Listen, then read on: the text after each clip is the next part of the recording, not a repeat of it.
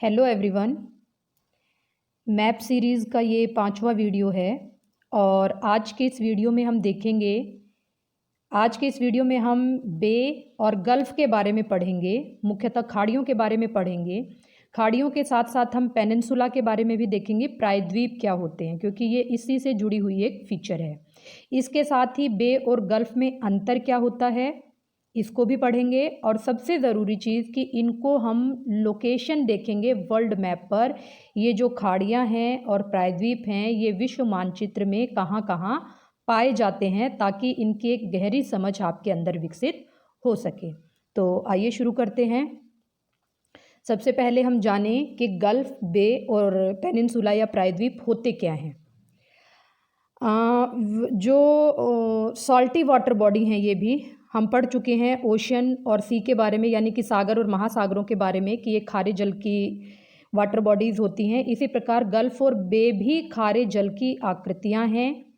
ठीक है, ये तटीय क्षेत्रों में पाई जाती हैं और इसके साथ ही ये जो आकृतियां हैं इनकी विशेषता क्या है कि ये तटीय क्षेत्रों में पाने के साथ साथ आकार और आकृति में इनमें काफ़ी अंतर है।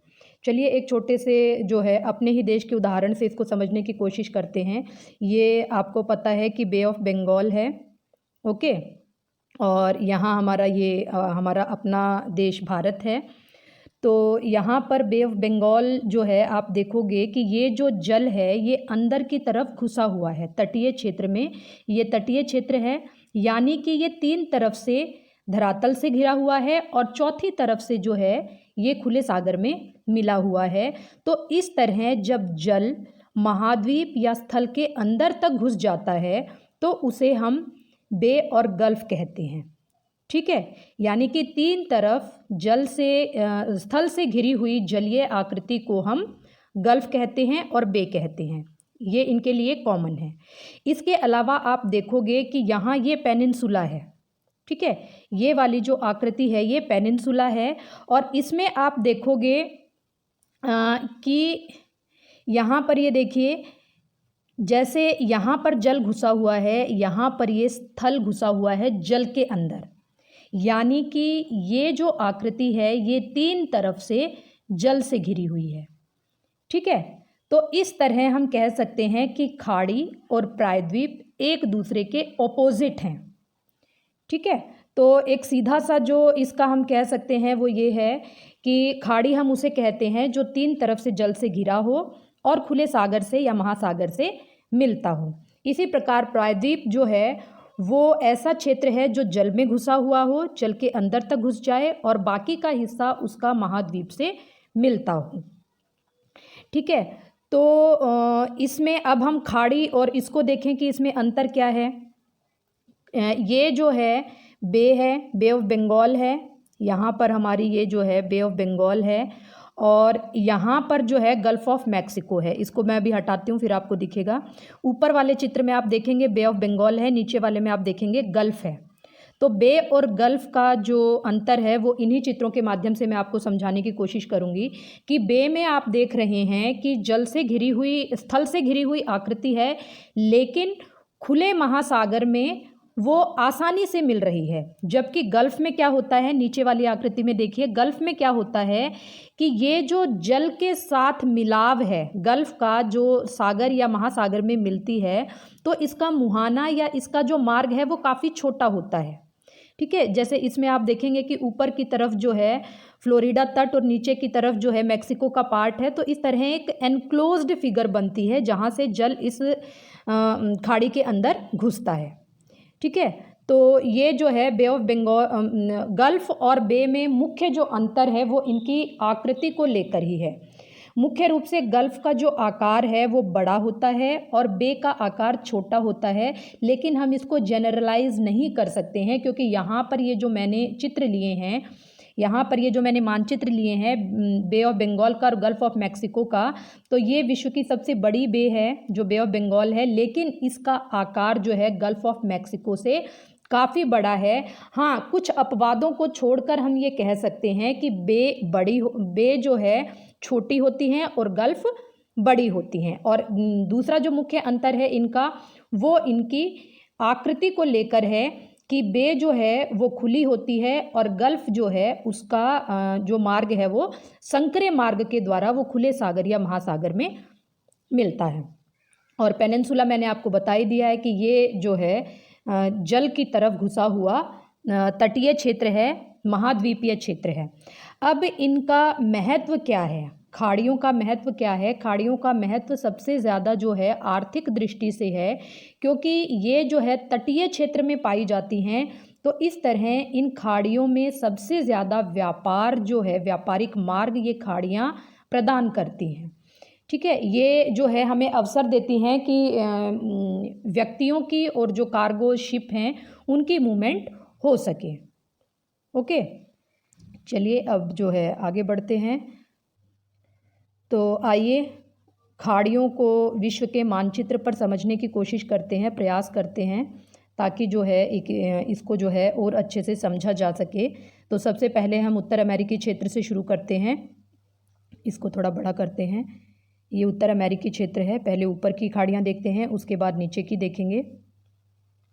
ओके, तो यहाँ जो है आप देखेंगे कि जो बैफिन आइलैंड है, ठीक है, ये जो है बैफिन आइलैंड है और यहाँ पर ये बूथिया पेनिनसुला है। ठीक है, ये दोनों ही जो है कनाडा के पार्ट हैं। तो ये बैफिन आइलैंड है और इधर वाला जो है बूथिया पेनिनसुला है। तो अब जो है यहाँ पर बैफिन आइलैंड और ग्रीनलैंड के बीच यहाँ पर है बैफिन बे। ओके, ये है बैफिन बे। इसके साथ यहाँ पर है गल्फ़ ऑफ बूथिया। ये जो एरिया है ये गल्फ़ ऑफ बूथिया है। अब इसकी बिल्कुल एग्जैक्ट लोकेशन है बूथिया पेनिनसुला और बैफिन आइलैंड के बीच में बूथिया गल्फ़ है।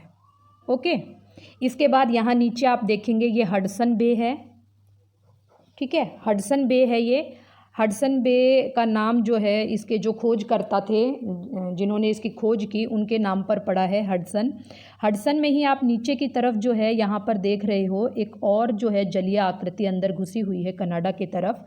इसको जेम्स बे कहा जाता है। यहाँ नाम नहीं लिखा है मैंने, अगर आप याद करना चाहें तो याद कर सकते हैं, नोट कर सकते हैं। ये जो है जेम्स बे है। ठीक है, और यहाँ अब ऊपर की तरफ चलें। ऊपर की तरफ आपको पता है यहाँ पर जो है मैकेंजी माउंटेन रेंजेस हैं और यहाँ पर जो है ये मैकेंजी रिवर है। तो इस तरह मैकेंजी माउंटेन और मैकेंजी रिवर के ऊपर जो है यहाँ पर हमारी गल्फ़ ऑफ मैकेंजी है। तो ये मैकेंजी नदी के नाम पर पड़ा है। इसके बाद आप नीचे इधर अलास्का की तरफ आएंगे। ये वाला जो क्षेत्र है जो निकला हुआ है आगे की तरफ, ये अलास्कन पेनिनसुला है। ठीक है, ये अलास्कन पेनिनसुला है। तो इस तरह यहाँ पर ऊपर की तरफ अलास्का पेनिनसुला के ऊपर की तरफ जो है ब्रिस्टल बे है और यहाँ नीचे की तरफ गल्फ़ ऑफ अलास्का है। इसको जो है आप इस तरह से याद कर सकते हैं कि ये जो लंबा क्षेत्र निकला हुआ है ये अलास्का पेनिनसुला है और अलास्का पेनिनसुला के ऊपर जो है, अलास्का पेनिनसुला के ऊपर ब्रिस्टल बे है और यहाँ इस पे नीचे की तरफ अलास्का की खाड़ी है। ठीक है, ये जो है ऊपरी क्षेत्र हो गया। अब हम नीचे की तरफ चलते हैं। इसमें यहाँ पर क्या है, ये यहाँ पर आप देख रहे हैं कि अमेरिका का ये जो क्षेत्र है, ओके, ये वाला जो क्षेत्र है इसको कैलिफोर्निया पेनिनसुला कहा जाता है। क्या कहा जाता है? California peninsula. तो इस तरह कैलिफोर्निया पेनिनसुला और जो मैक्सिको का तट है उसके बीच ये जो पतली सी जलीय आकृति आपको मानचित्र पर पतली दिखाई दे रही है, ये पतली जलाकृति जो है ये गल्फ़ ऑफ कैलिफोर्निया है। ओके, इसके बाद जो है इस तरफ आएंगे, नॉर्थ अमेरिका के उत्तर की तरफ आएंगे। यहाँ पर हम देखेंगे गल्फ़ ऑफ मैक्सिको है। तो ये गल्फ़ ऑफ मैक्सिको जो है सबसे बड़ी गल्फ़ है और यहाँ पर ये जो फ्लोरिडा तट है और नीचे की तरफ युकटान प्रायद्वीप है। ठीक है, ये जो है युकटान प्रायद्वीप है और ये जो है फ्लोरिडा का तट है। तो इनके बीच जो है गल्फ़ ऑफ मैक्सिको पाई जाती है। आप देख रहे हो कि ये एक संकरा जो है मुहाना है। इसके बाद यहाँ नीचे की तरफ पनामा के पास जो है आप पनामा की खाड़ी को देखेंगे। ठीक है, ये गल्फ़ ऑफ पनामा है। अगर आपको मुख्य देशों के नाम याद हैं और जो है विभिन्न जो राजनीतिक नाम भी अगर याद हैं तो काफ़ी आसान हो जाती हैं याद करना, क्योंकि मैक्सिको के साथ मैक्सिको की खाड़ी है, कैलिफोर्निया के साथ कैलिफोर्निया की खाड़ी है, पनामा के पास पनामा की खाड़ी है। तो इस तरह जो है कोरिलेट करके आप इनको आसानी से याद कर सकते हैं। अब एक बार यहाँ ऊपर की तरफ देखेंगे कि ये जो है गल्फ़ ऑफ सेंट लॉरेंस है। यहाँ जो है सेंट लॉरेंस नदी बहती है, ये जो है सेंट लॉरेंस नदी है।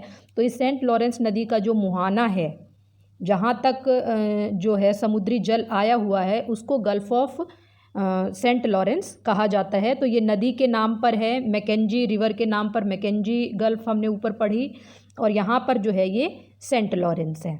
अब हम दक्षिण अमेरिका की तरफ देखते हैं। दक्षिण अमेरिका की तरफ खाड़ी बहुत ज़्यादा नहीं है, हाँ कुछ हैं जो थोड़ी बड़ी हैं, उनके बारे में हम देख लेते हैं। तो यहाँ पर ये जो है गल्फ़ ऑफ सैन मेटियोस है। ओके, यहाँ पर ये जो है गल्फ़ ऑफ सैन जो मेटियोस है, और इसी के नीचे गल्फ़ ऑफ सैन जॉर्ज है। आप तट की आकृति को देखिए कि जो जल अंदर घुसा हुआ है वही गल्फ़ है, ठीक है। नीचे वाले जो है जो अर्ध वृत्ताकार आकृति है वहाँ पर गल्फ़ ऑफ सैन जॉर्ज है, और जो ऊपर वाला है वहाँ पर गल्फ़ ऑफ सैन मेटियोस है। ओके, तो ये दोनों अमेरिका के चारों तरफ हो गया। अब हम एक बार यूरोपीय क्षेत्र की तरफ चलते हैं। इससे पहले हम ये इधर वाली देख लेते हैं, अफ्रीका के चारों तरफ, क्योंकि यहाँ पर काफ़ी इम्पोर्टेंट जो है खाड़ियाँ हैं। यहाँ ये आप देख सकते हो गल्फ़ ऑफ गुएना है, ठीक है।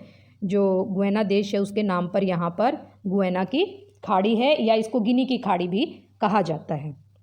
यहाँ पर ये जो है सोमालिया पेनिनसुला है, ये जो क्षेत्र है ये क्या है, ये सोमालियन पेनिनसुला है।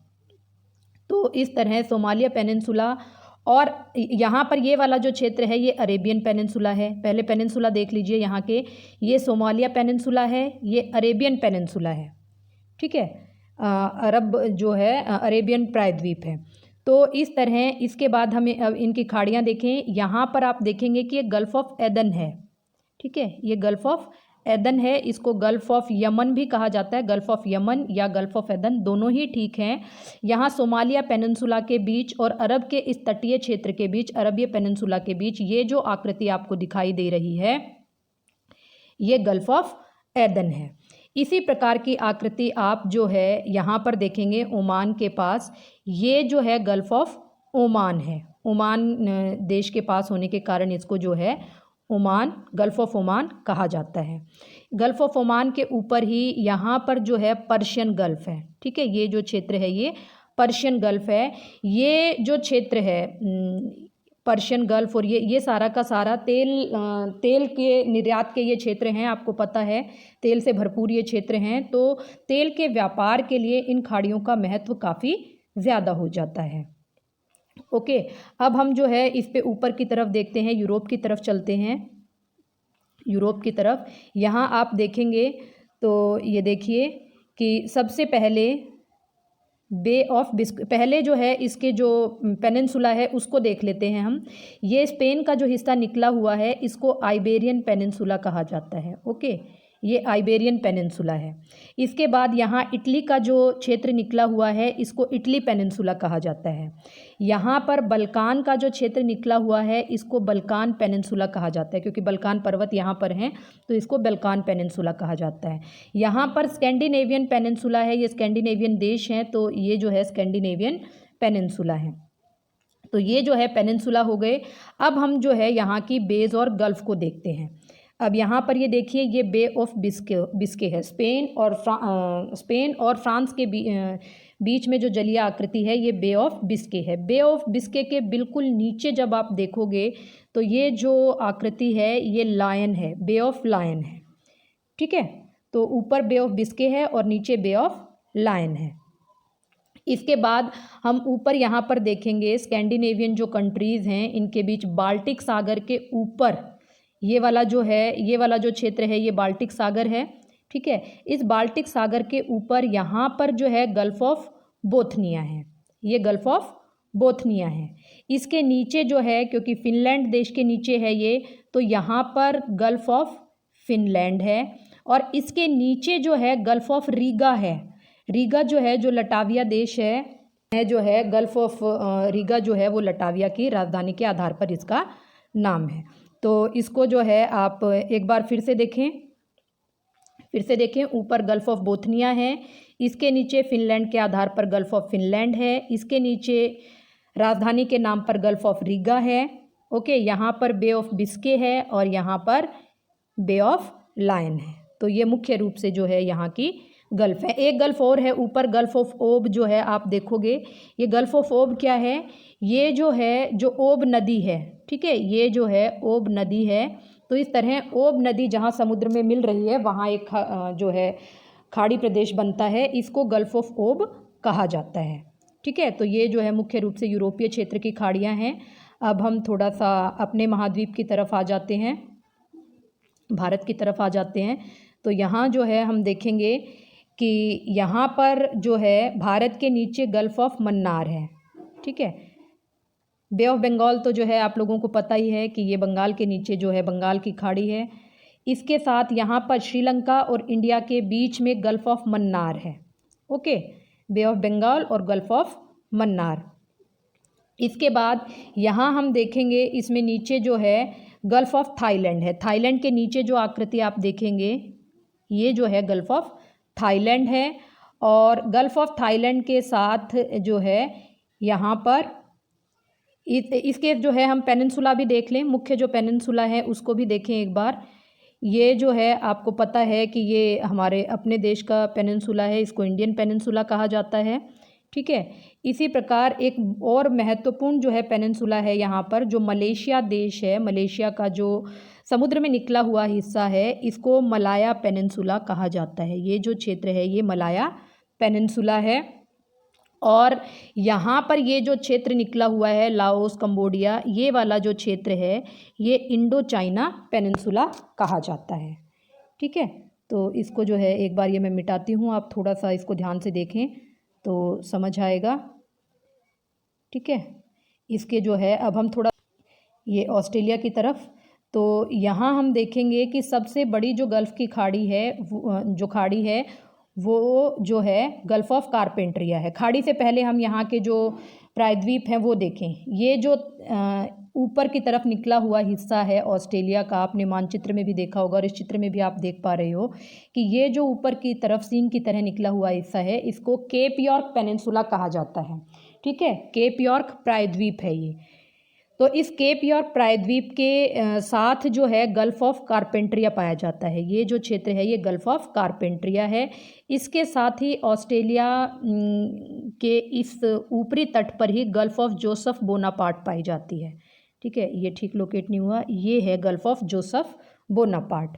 इसके साथ ही यहाँ पर नीचे की तरफ ये जो क्षेत्र है जो घुमाव लिए हुए है ये वाला, इसको ग्रेट ऑस्ट्रेलियन बाइट कहा जाता है। ओके, इसको जो है ग्रेट ऑस्ट्रेलियन बाइट कहा जाता है। और गल्फ़ यहाँ पर जो है नीचे की तरफ ये गल्फ़ ऑफ स्पेंसर है, स्पेंसर गल्फ़ जो है यहाँ पर पाई जाती है। अब इसमें नीचे की तरफ जो है अगर हम देखें, नीचे की तरफ यहाँ आप देख पा रहे होंगे कि इस क्षेत्र में जो है यहाँ पर बे ऑफ प्लेंटी है। न्यूजीलैंड जो द्वीप है हमारा, तो उत्तरी न्यूजीलैंड में जो है एक खाड़ी बनती है, इस खाड़ी को बे ऑफ प्लेंटी कहा जाता है।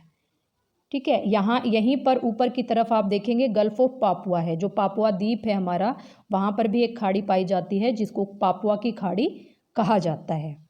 ओके, अब हम एशिया के इस तट की तरफ भी जो है थोड़ा सा देख लेते हैं। यहाँ पर ये जो क्षेत्र है ये कोरियाई पेनिनसुला है। ठीक है, जो कोरिया देश दोनों प्रायद्वीपीय क्षेत्र जो है इसको कोरिया प्रायद्वीप कहा जाता है। यहाँ पर ये जो क्षेत्र है ये कमचटका प्रायद्वीप है। ठीक है, तो ये जो है मुख्य रूप से 2 प्रायद्वीप हैं, इनको आप ध्यान रखें। अब हम यहाँ की जो है गल्फ़ देखें। ये जो क्षेत्र है चाइना का जहाँ पर ह्वांगो नदी गिरती है, इसको गल्फ़ ऑफ पोहे कहा जाता है, क्योंकि पोहे नदी के नाम पर जो है ह्वांगो नदी जहाँ पर गिरती है इसको गल्फ़ ऑफ पोहे कहा जाता है।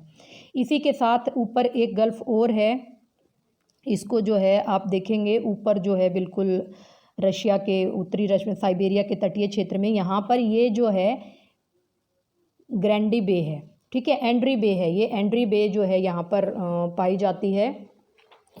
तो इस तरह जो है ये एनेड्री बे इसको कहा जाता है। तो इसको जो है आप, ये विश्व की मुख्य खाड़ियाँ हो गई। खाड़ियाँ और भी हैं, और बहुत, जहाँ पर भी तटीय क्षेत्रों में जल धरातल के अंदर तक घुस गया है उसको हम जो है खाड़ी प्रदेश कहते हैं। लेकिन जो मुख्य खाड़ियाँ हैं, जो व्यापारिक दृष्टि से महत्वपूर्ण हैं और बड़ी खाड़ियाँ हैं, यहाँ केवल उन्हीं को बताया गया है। इसके अलावा भी और बहुत सारी खाड़ियाँ हो सकती हैं। आप एक बार इनको याद कर लेंगे तो छोटी खाड़ियों को भी मानचित्र पर आसानी से पहचान सकते हैं। और इनको जो है कोरिलेट करके पढ़ें कि देशों के साथ जो है उनकी खाड़ियाँ पाई जाती हैं। जैसे गिनी के साथ गिनी की खाड़ी है, ओमान देश के साथ ओमान की खाड़ी है, बंगाल के साथ बंगाल की खाड़ी है, ठीक है, पापुआ के साथ पापुआ की खाड़ी है। तो इस तरह थाईलैंड के साथ थाईलैंड की खाड़ी है। तो ये आपस में कोरिलेटेड हैं। इनको थोड़ा सा जो है आप ध्यान से पढ़ेंगे तो बिल्कुल भी मुश्किल नहीं है। इस वीडियो को अंत तक देखने के लिए आप सभी का बहुत बहुत धन्यवाद। उम्मीद करती हूँ कि ये खाड़ियाँ आपको ज़रूर समझ आई होंगी और इनको जो है आप मैपिंग के साथ ज़रूर पढ़ेंगे। अपना एक स्वयं का ब्लैंक मैप बना लीजिए और उस पर इन सारी खाड़ियों को लोकेट कर लीजिए और लगातार उनको जो है आप 8-10 बार देखेंगे तो वो सहज ही आपको याद हो जाएंगी। इतना जो है बिल्कुल भी मुश्किल नहीं है इसको खाड़ियों को याद रखना। अगली जो वीडियो है उसमें हम विश्व की प्रमुख जल संधियाँ देखेंगे। तो जल संधियाँ तब तक समझ नहीं आएंगी जब तक सागर और खाड़ियाँ समझ में नहीं आएंगी। तो इसलिए सागर और खाड़ियों को आप बहुत अच्छे से समझ लें ताकि जो है आगे की जल संधियाँ बहुत अच्छे से आप लोग समझ सकें।